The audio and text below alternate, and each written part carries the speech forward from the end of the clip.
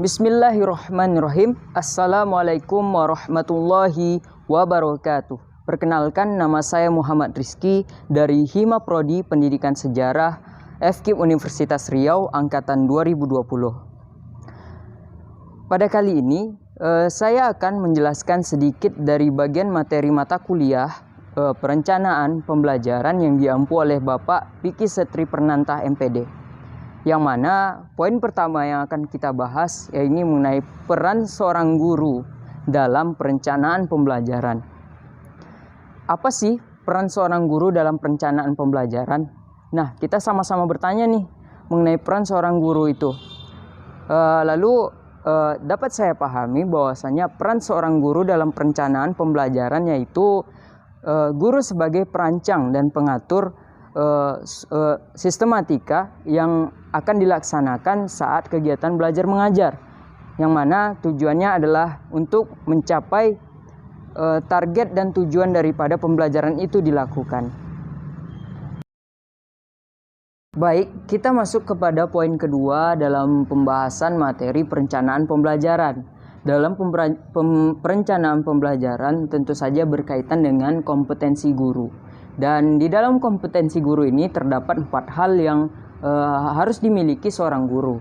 Yang pertama itu ada kompetensi pedagogik, yang mana kompetensi pedagogik ini berkaitan dengan kemampuan seorang guru dalam mengenali karakteristik daripada siswa yang diajarnya.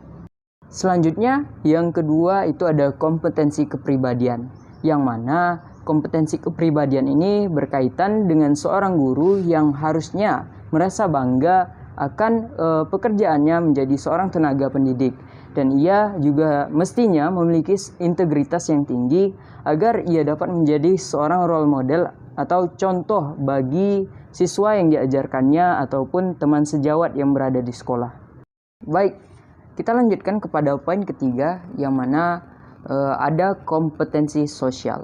Yang ketiga ini berkaitan dengan kompetensi sosial yang harus dimiliki seorang guru di masyarakat. Jadi guna daripada kompetensi sosial ini adalah untuk meningkatkan daripada peran seorang guru tersebut, terutama di kalangan masyarakat, dan juga untuk meningkatkan kualitas pendidikan secara umum tentunya. Oke, kita lanjut kepada pembahasan kita mengenai kompetensi yang harus dimiliki oleh seorang guru. Lalu yang selanjutnya itu adalah yang keempat, yang mana kompetensi yang harus dimiliki seorang guru itu adalah kompetensi profesional, yang mana seorang guru mestinya dituntut mampu untuk merencanakan dan melaksanakan pembelajaran tentunya. Lalu guru juga dituntut untuk profesional, untuk selalu update mengenai materi, serta memberikan inovasi-inovasi baru terhadap pembelajaran yang harus dilakukannya dalam mencapai tujuan pembelajaran.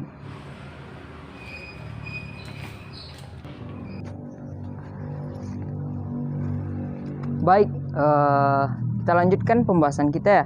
Tadi kita sudah membahas mengenai peran seorang guru dalam perencanaan pembelajaran, dan yang kedua itu ada kompetensi yang harus ada dalam diri seorang guru. Lalu kita akan melanjutkan kepada pembahasan kita yang ketiga. Dalam perencanaan pembelajaran ini, guru juga dituntut memiliki keterampilan dasar dalam mengajar.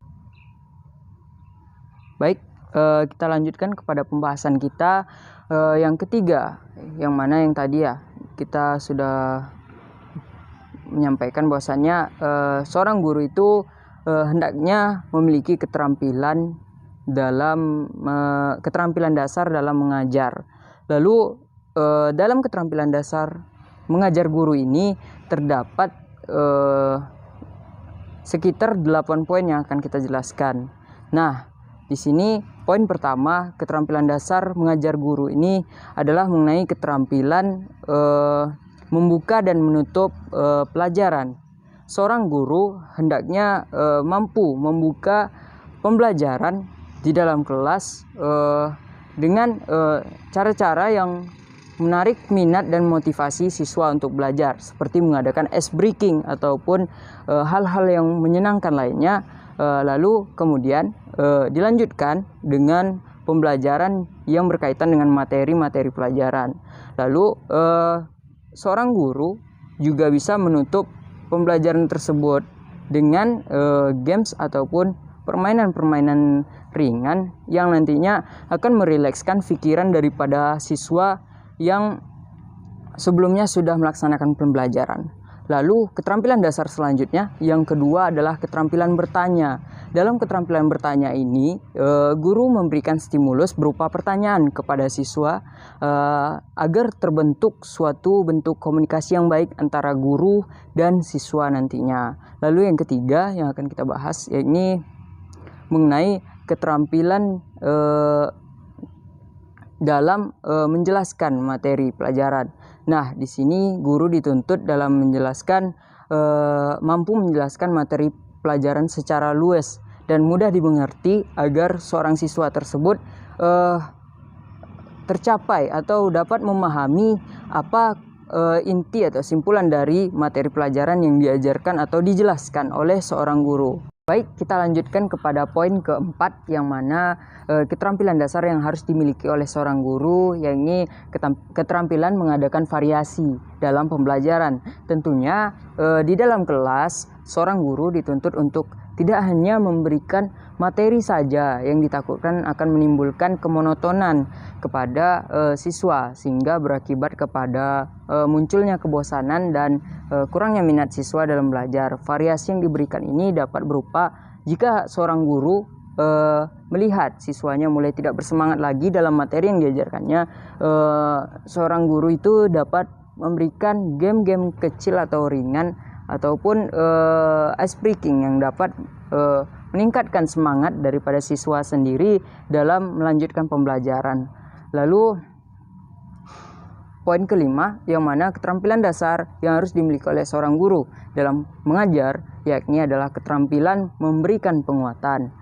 Lalu keterampilan memberikan penguatan ini hendaknya dimiliki seorang guru untuk diberikan kepada seorang anak yang sekiranya membutuhkan penguatan agar ia lebih terpacu lagi dalam meningkatkan performanya dalam belajar di kelas ataupun dalam menghadapi suatu mata pelajaran yang dirasanya tidak mampu ia kerjakan. Lalu disitulah fungsi dasar keterampilan seorang guru dalam memberikan penguatan itu agar seorang siswa tersebut mampu meningkatkan, memacu lagi ke semangat dia dalam belajar.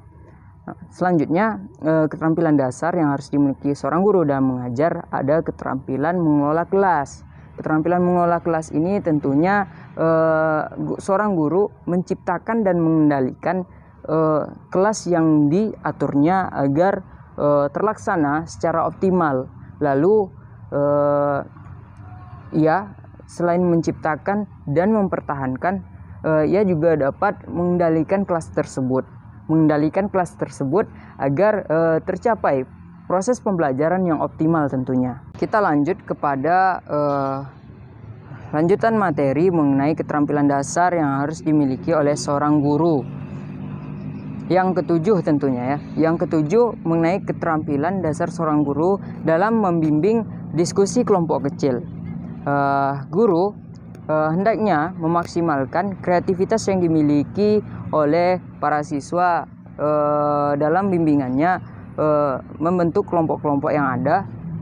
Lalu kemudian semisalnya seorang guru dapat membentuk kelompok yang ada tersebut dengan memberikan suatu materi yang memiliki pemecahan masalah. Jadi seorang siswa tersebut berfokus pada peningkatan kreativitas yang dimilikinya untuk memecahkan masalah yang diberikan oleh guru tersebut. Lalu selanjutnya seorang murid dapat mengkomunikasikannya di dalam kelompoknya agar pemecahan masalah tersebut ditemukan solusinya, dan di situ dapat kita lihat seorang murid tersebut mampu meningkatkan kreativitasnya dan berpikir lebih luas agar masalah tersebut dapat terpecahkan tentunya. Lalu yang kedelapan adalah kemampuan dasar, keterampilan dasar guru dalam mengajar kelompok kecil dan perorangan.